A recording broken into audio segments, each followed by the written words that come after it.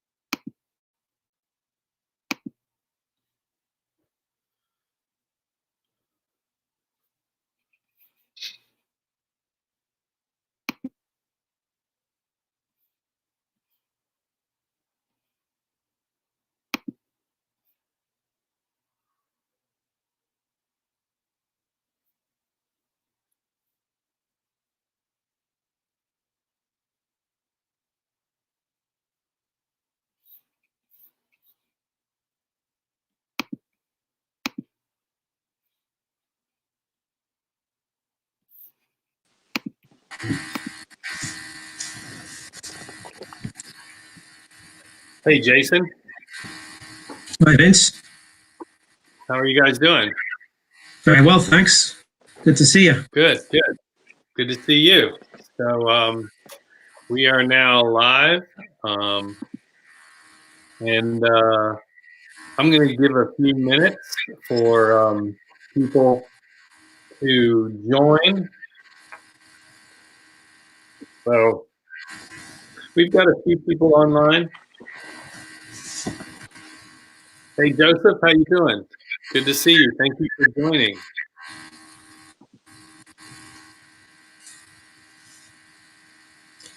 I see Shan McMillan is on. Hey, Shan. Lloyd is on. Hey, Lloyd. So awesome. Matt Hamlin just joined. So we'll give it a few more minutes, and we'll start. What do you say, Matt? Glad you could join us. Anybody that wants to, I would encourage you to you can do a watch party. You can invite people to watch along with us. We're going to spend a little bit of time talking with Andy and Jason today, and we'll take questions. So as we're going through, anybody that has a question, feel free to chime in. So good to see you on here, Shan.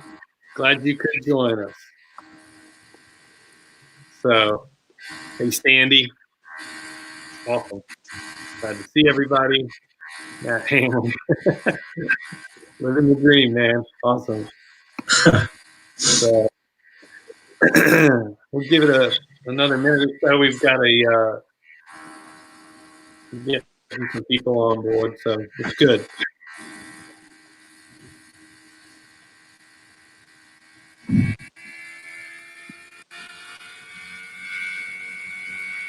Sounds like we're getting a little bit of feedback from you, Jason. I'll put it on mute because I haven't got any headphones to go in there that fits this computer. So I'll just put it. I'm not talking, okay? What's up, Rodney? How's it going? Good to see you.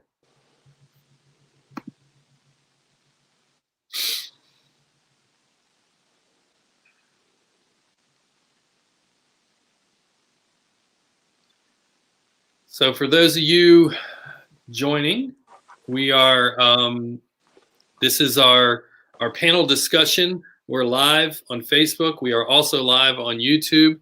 And we're talking with Andy Latham and Jason Cross.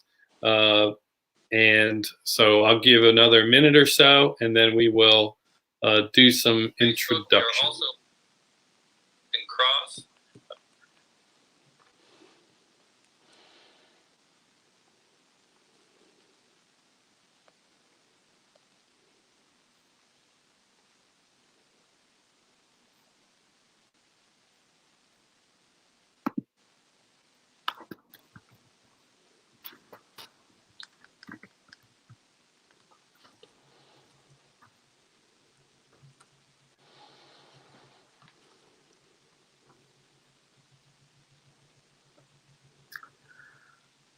All right, we're a few minutes in. We have a good little crowd so far, and so we're gonna start going.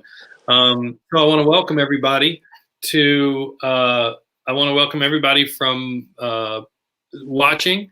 I appreciate you guys logging on. Hey Blake, thank you for logging on and watching. Good to see you. Good to see that you're here. So with us today, we have live from the UK, Andy Latham and Jason Cross.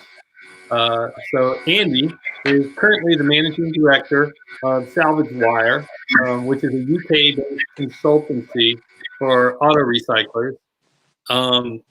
He also serves as the chair of the technical advisory committee of the Automotive Recyclers Association. So Andy, thank you so much for joining. It's good to see you. What part exactly? I forgot to ask you this before. What part of the UK are you actually from? Where are you? I'm in Norfolk, which is almost as far east as you can go in the UK before you end up in the North Sea. Okay, very good. Joining us from Norfolk.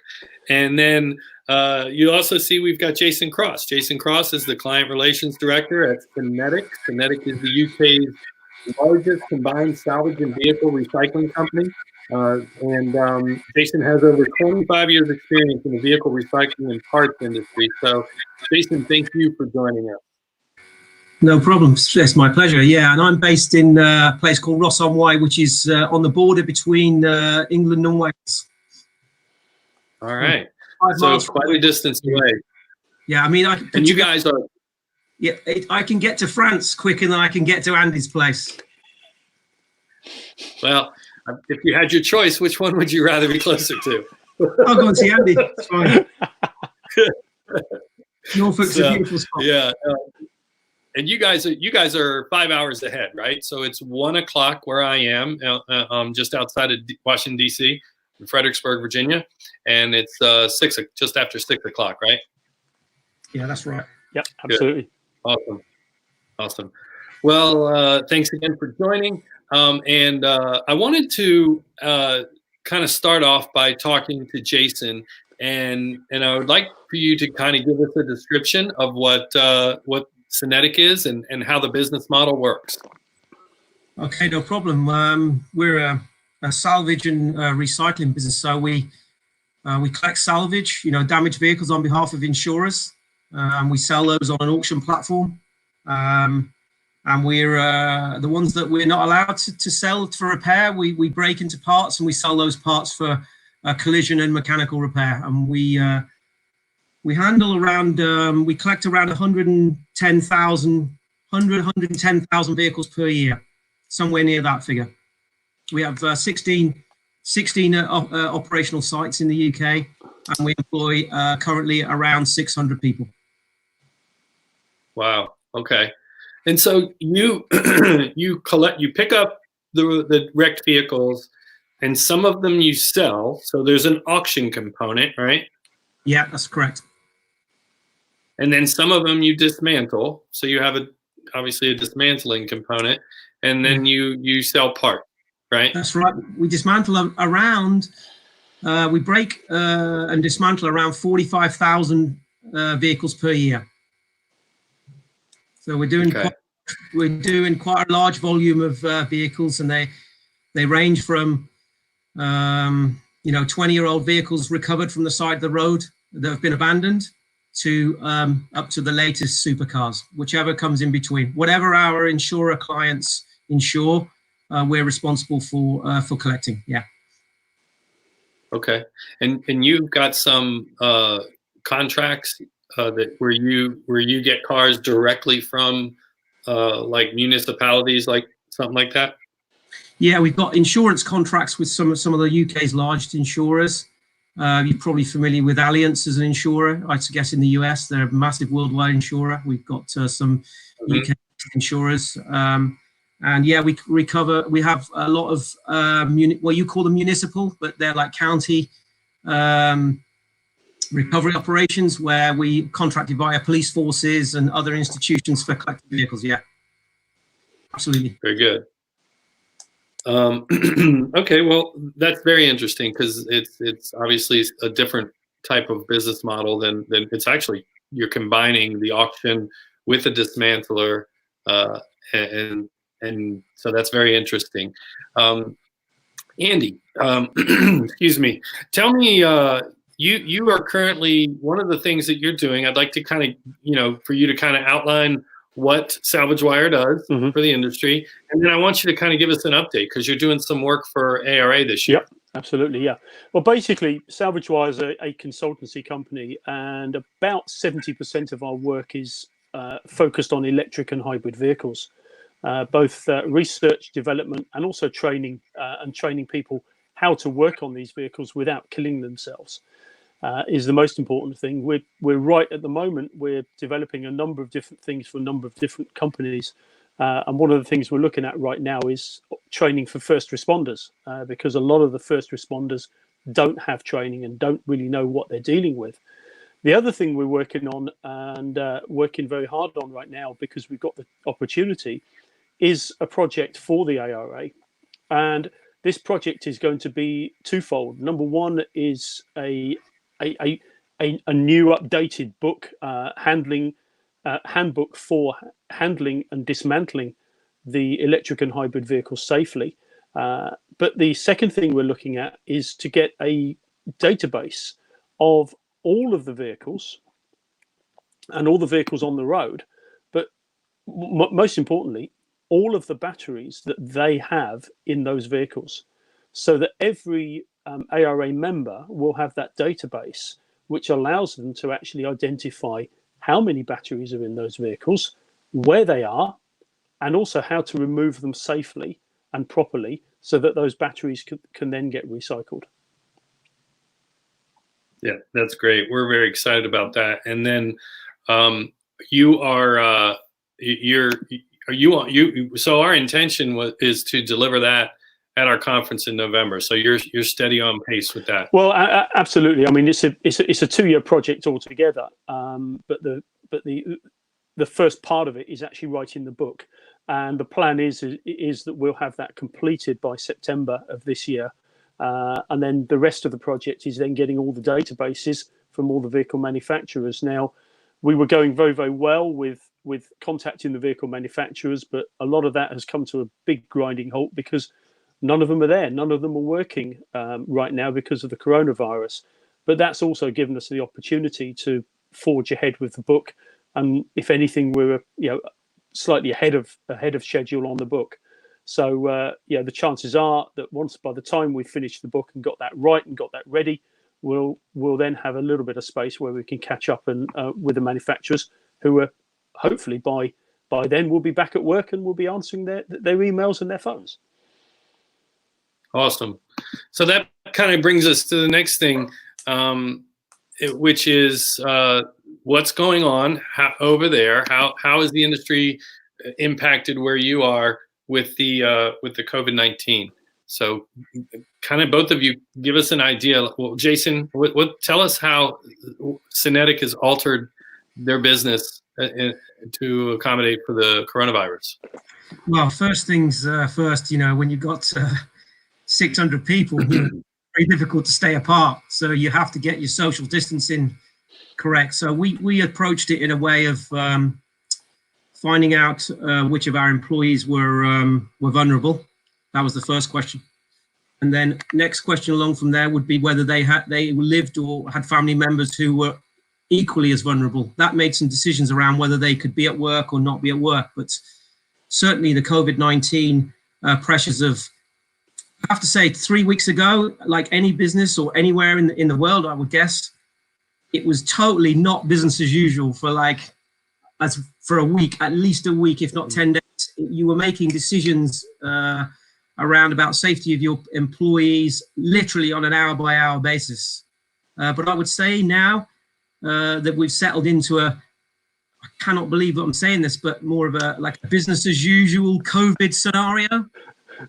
Yeah. I mean, we're very much operational. We received some information from some of our key police clients. We do a lot of work with police forces. Pretty much every police force in the UK uses Synetic services. And we had some key requests from those emergency key worker services in the very early days to say, please do not shut. Please do not fill all your staff and shut. So we basically made all the individuals, and it was a choice thing. It wasn't a you have to come to work. It was where do you feel safe? So we put some measures in place to social distance all of our staff. We closed a number of our functions where we couldn't guarantee social distancing between the staff. We closed all of our trade counters. So we had a lot of collect business. So we shut all of our places where people wanted to come and collect parts, because we do sell a lot of parts, a large proportion of our business, I would guess probably 350 of maybe 400 of our 600 colleagues are all evolved around the parts piece. So we do sell a lot of parts. Yeah, we shut down the departments that didn't need to be open. Anybody that could work from home, such as myself, I've been working from home for almost 4 weeks now. This is coming to my 4th week. So anybody that was sitting in front of a computer just went, and we've just moved the whole thing home. But fortunately, we've for some time we've been all of our IT operations are cloud based. We have a really strong IT team, so we were able to fulfill that. It was remarkable, really. I have to say that some remarkable things have been achieved not by us just us as a business, but I know by many businesses over the last few weeks. And the government made some really key steps. I was going to ask you about that. Like one of the things I was wondering, and I'm sure everybody else is wondering, and I just want to remind everybody watching that if you have a question, please chime in. One of the questions I had was around the government. So over here, we've got, I relate a lot. Everybody listening, I'm sure, is relating with what you're outlining, because a few weeks ago, information was changing so rapidly that you were, several times a day you were getting updated.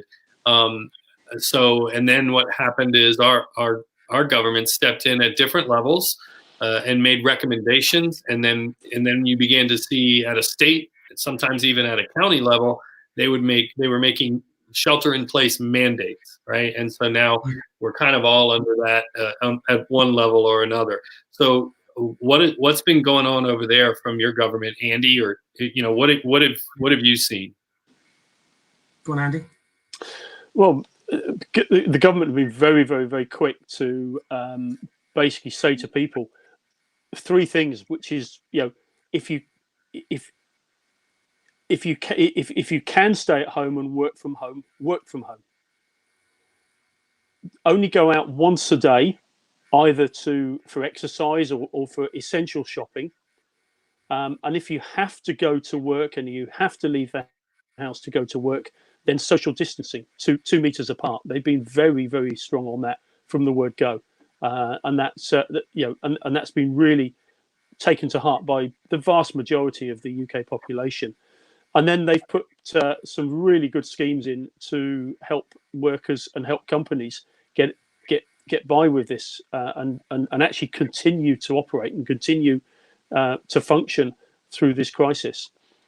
To furlough staff, to business rates that you can get a grant for your business rates, deferral of value-added tax. We've still got to report our tax liability, but we don't have to pay it for a year, and things like this. So they've been really, really quick on that. And even simple things like, for example, for our vehicles, our cars. When our cars get to 3 years old, they have to have a roadworthiness test.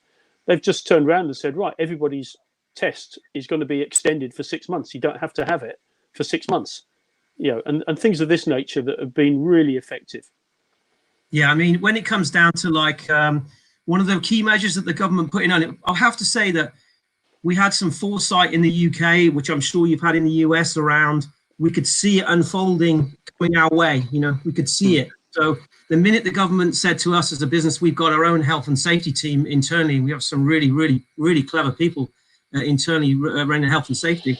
And when the instruction came out, if you can work from home, work from home. That wasn't, we didn't take that as a, do it if you feel like it type scenario. We took that as, that's what they're telling us. That's what we need to do.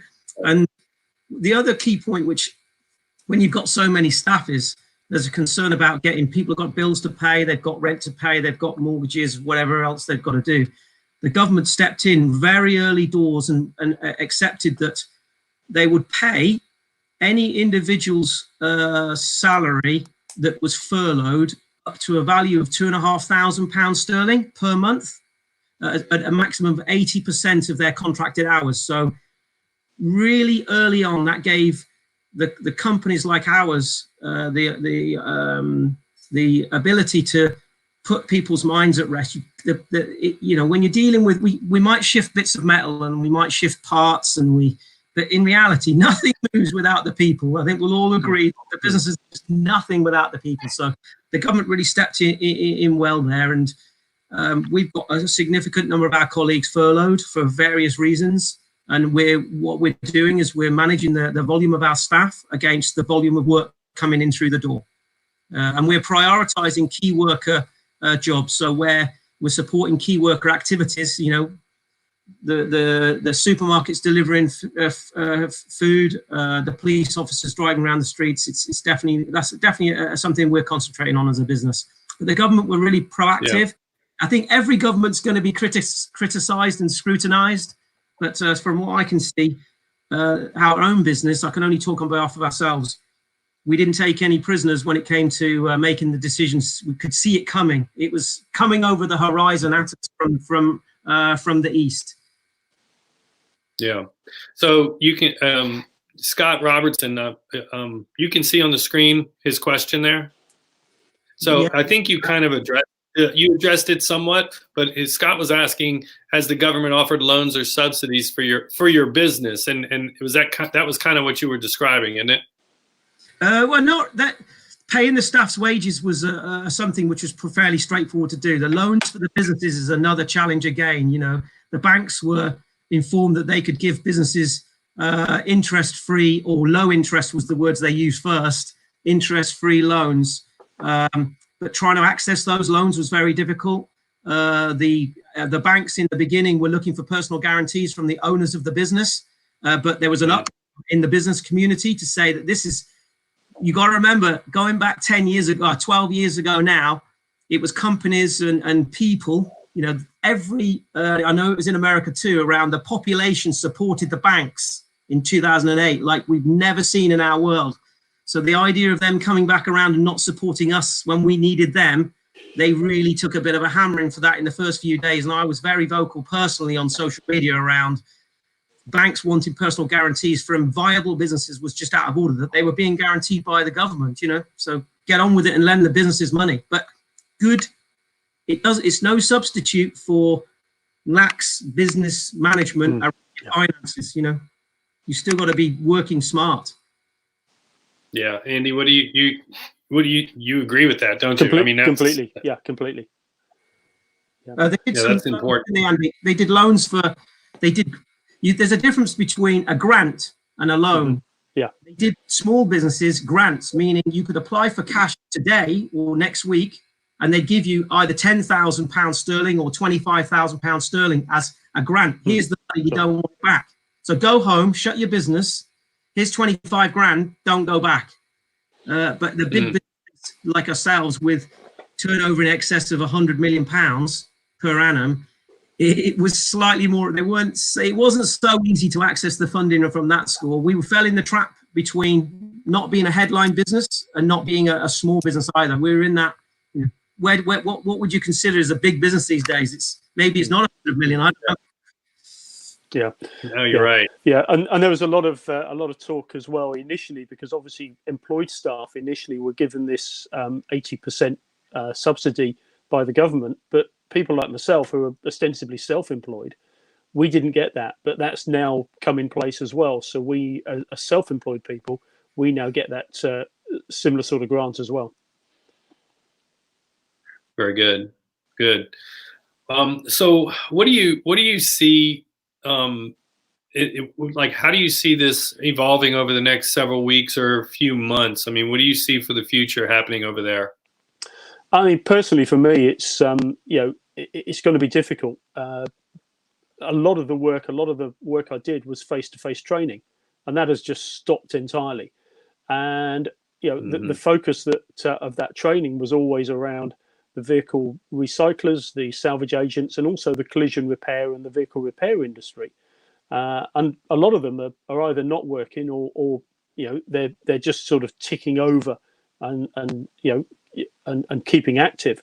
It's going to take them a long time to recover, and so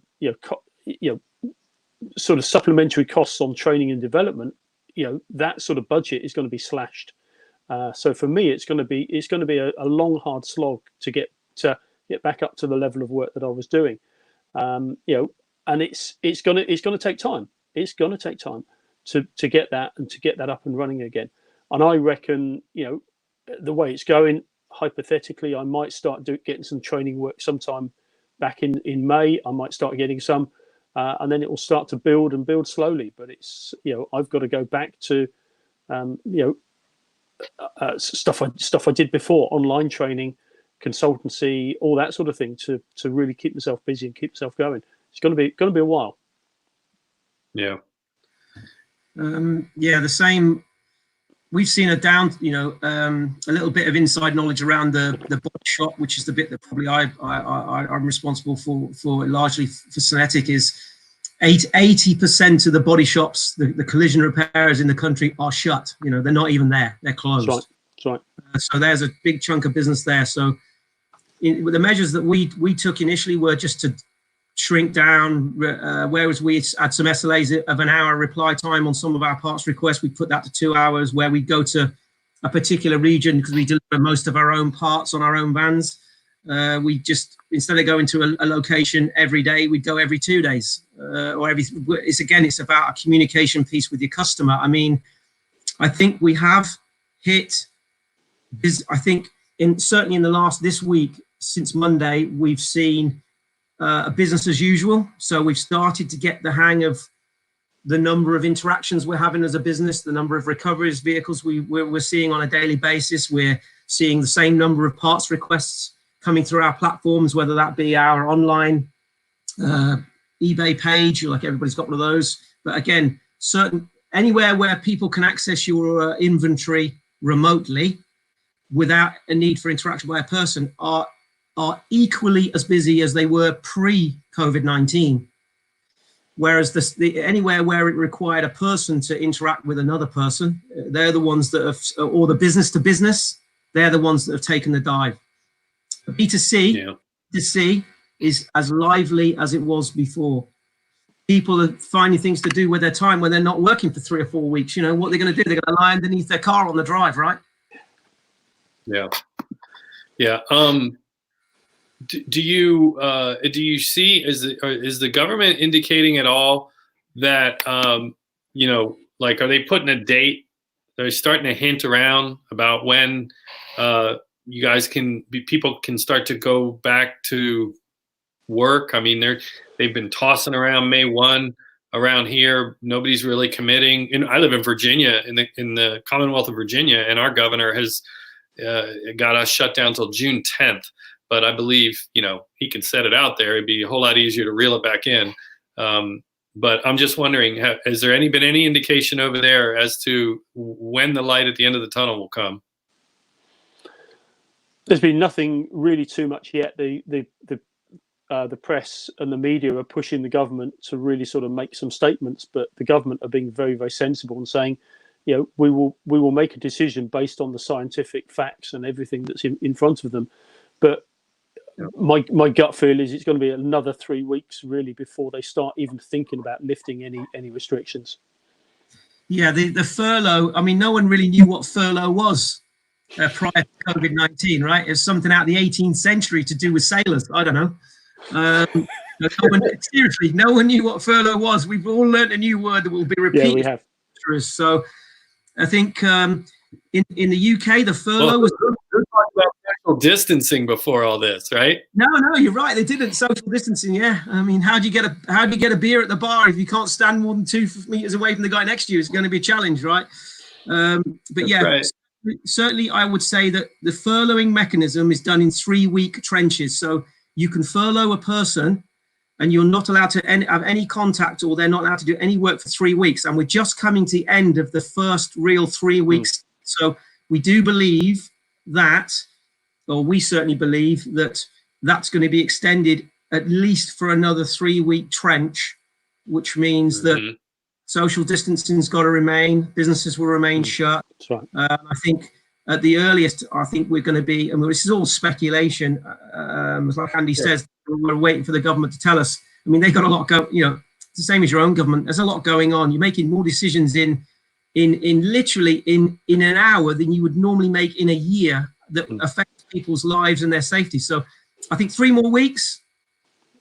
I'd like personally to see that we're here. I'd rather stay where we are now because it's become a bit business as usual, and then not have to come back to it, because coming back to it would be twice as hard as just not letting it last a little longer, for my money. No, it's a good point. It's a good point. So I want to give an opportunity to anybody who's watching this to ask any questions you might have. We're going to kind of round this out and kind of finish it off. But I want to give a minute for anybody who wants to ask questions. Andy, Jason, I want to thank you again for joining me. I know this is your evening time. It's probably time for you guys to eat, so I appreciate it. But obviously, you two are very committed to our industry. And Jason, you sit on the board at ARA, so appreciate that. Andy, you do a lot of work. You're, like I mentioned at the top, as the chair of the technical advisory committee for ARA. So both of you guys are very invested in our association, and so we appreciate that. Scott Robertson just chimed in. I'm going to put his question up on there so you guys can see it. Go ahead and respond to that for me. Andy?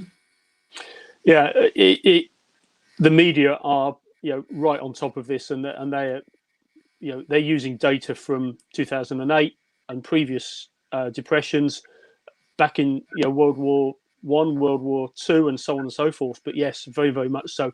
Very, very related to what's happened in the last 110 years, including the Great Depression. Absolutely. Yeah, I mean, from a business perspective, it's going to take some time to bounce back. I think individuals, it's going to take its emotional toll on all of us where we're going to get to. I think the only saving grace is, guys, I mean, we've got a fantastic association with you guys in the United States of America, and it's the first time ever that you can safely say that we're in this, you know, the global downturn in 2008 and what have you was, you know, nobody died. You know, this is a different situation altogether. They're talking about the UK government, that it's costing this scenario currently is costing the UK government £2.5 billion a day. So what? So what? It's only 10 days, it's 25 billion, and then another 100 days, it's 250 billion. We can make money. We can come back better than stronger than we were before. So for me personally, and I'm talking personally here, I want to come back out of this. I want us all to be safe. I want to go to, I love going to America. America is one of my favorite places. I know Andy feels the same. We've got good friends we've made over there over the last decade. So we want to make that happen again. And if we've got to make some sacrifices now to stick together as colleagues, then so be it. I'm prepared for it. Absolutely. That's good words there, Jason. And we are definitely looking forward to seeing you both in November. We're still moving forward, and hopefully both of you guys can make it. Andy, obviously we're expecting you. Jason, hope you're going to be there too. So anyway, do you guys have anything else you'd like to say?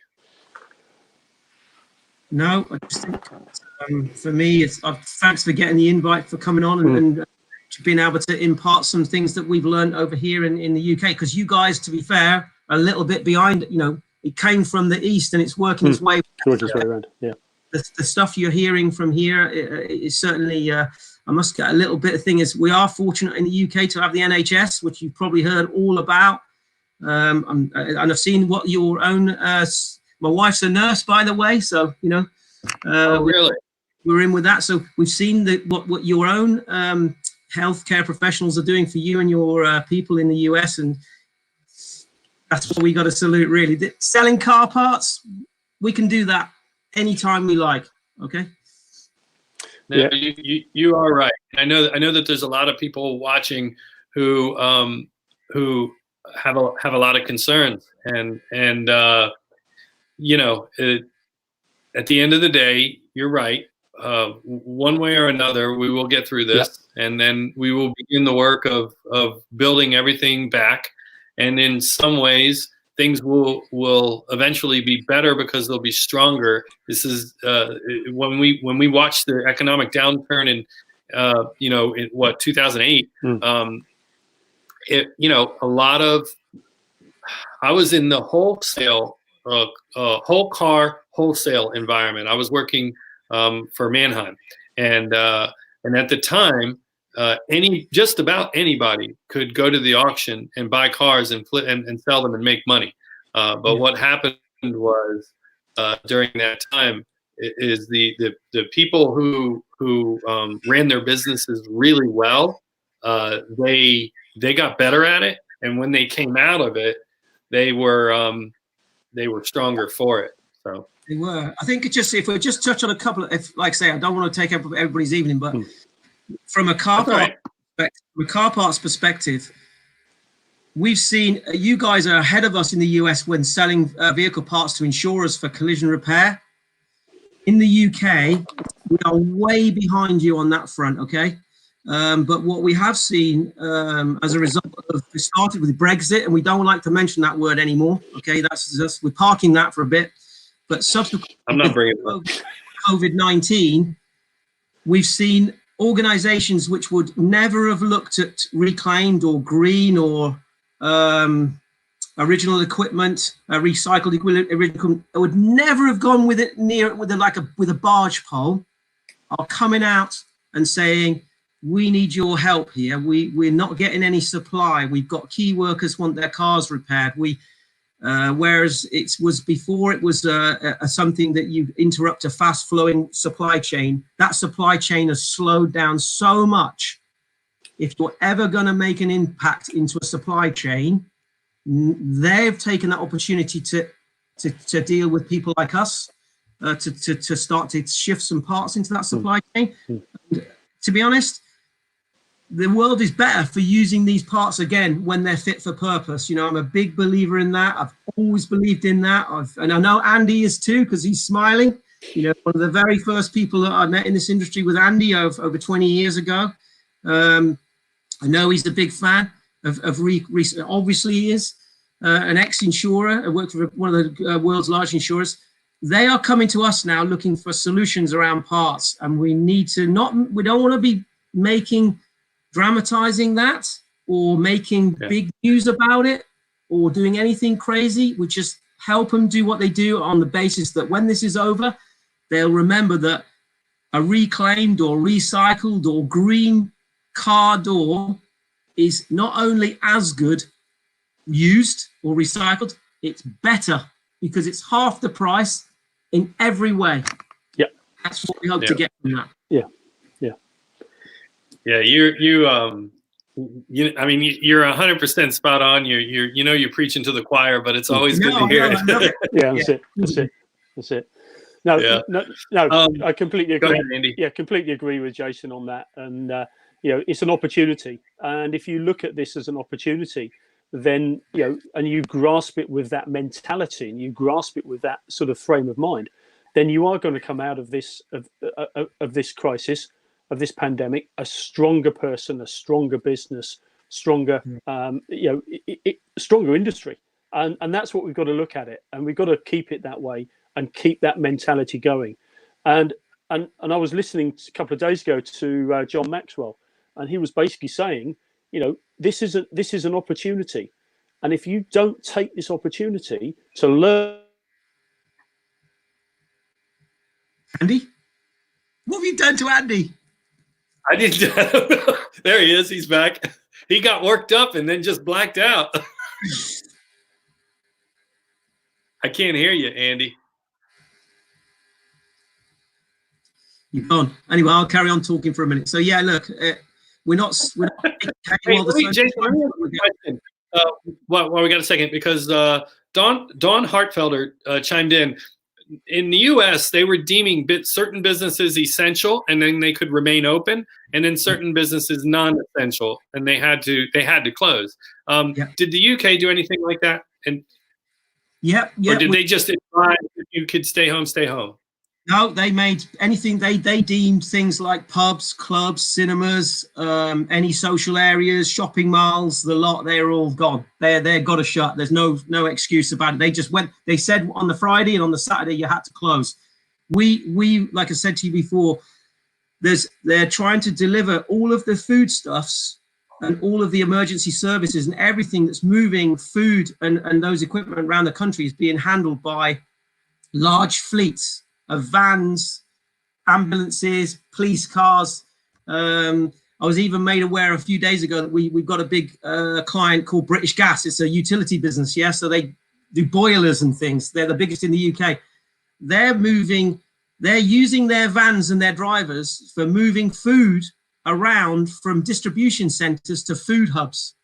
Honestly, the spirit of the things and we supply them with parts. So we're getting emails coming in. So recycling and rubbish and waste in the UK is classed as an essential to stop disease, cars piling up on the sides of the verges. We're running essential services. Yeah, definitely. And we're only running the things that we need in order to be able to keep the doors open. And we need to do other things because it's not financially viable just to deliver police car doors to police forces. Trust me, it's not. Not enough of them. But you can top it up with other things to keep you viable, and it's a win-win. Good, very good. Andy, I'm sorry you got dropped for a minute. You want to chime back in? No, I can't hear you. Unless we can lip read. Yeah, he can hear us. So it's you guys, like I say, and what's the same in the US? Have you shut everywhere there then, or? So they went through the process. First, they did it at a federal level. They made guidelines for what they considered essential and what is considered non-essential. The line was drawn very similarly to what you're describing over there in the UK. Restaurants, bars, movie theaters, all that was shut down.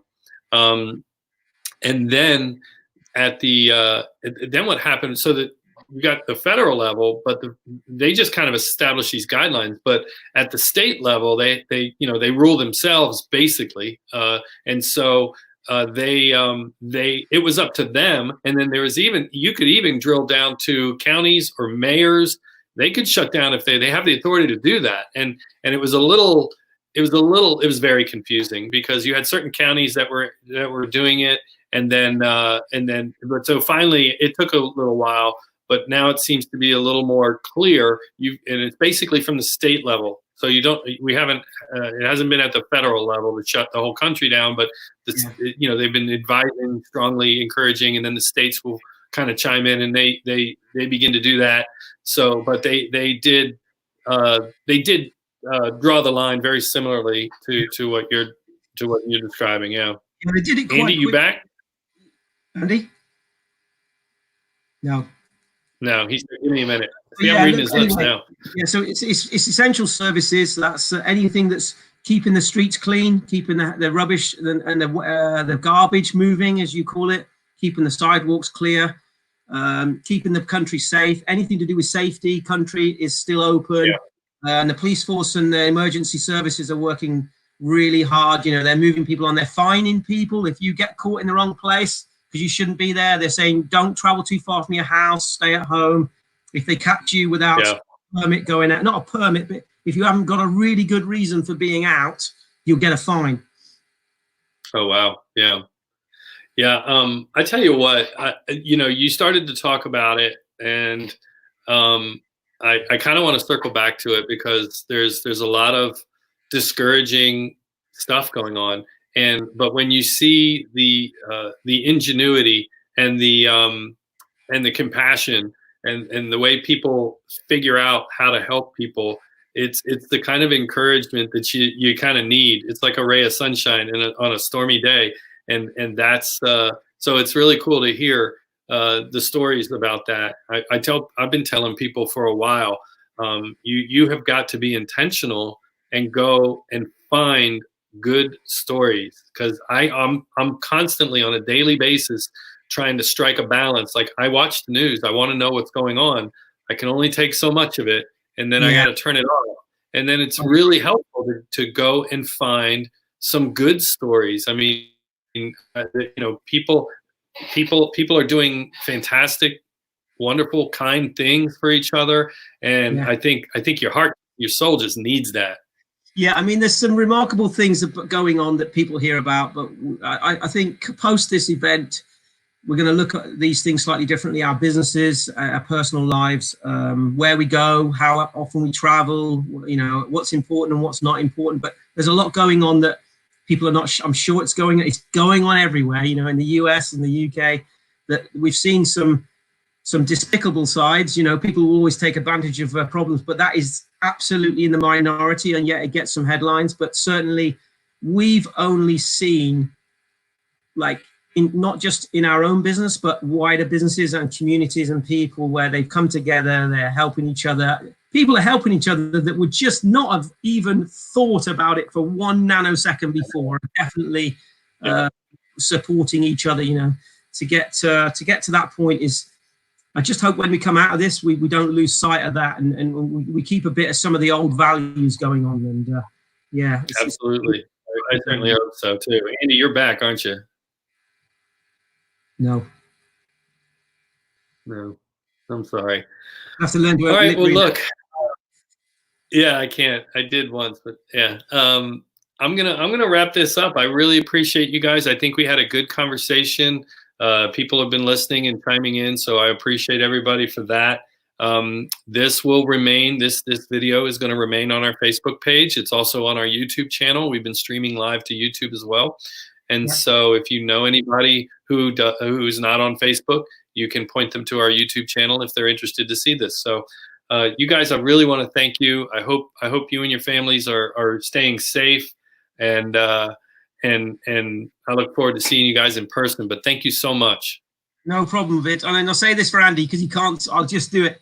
I know Andy is the same as me. We're an open book. If we can help you guys over there in any way with some advice of how we're doing it, you've only got to get hold of Vince, and he's got our email addresses. If you ask a question that past this, we're a recycling family. We're trying to do the best we can, and we need to support each other, because if we don't do it now, we never will. There's no borders in this thing anymore. Yeah. No, absolutely. Thank you so much, Jason. Thank you, Andy. You guys take care. Have a great day. Cheers, Andy. Cheers, Vince. See you, everybody. All right. Bye-bye.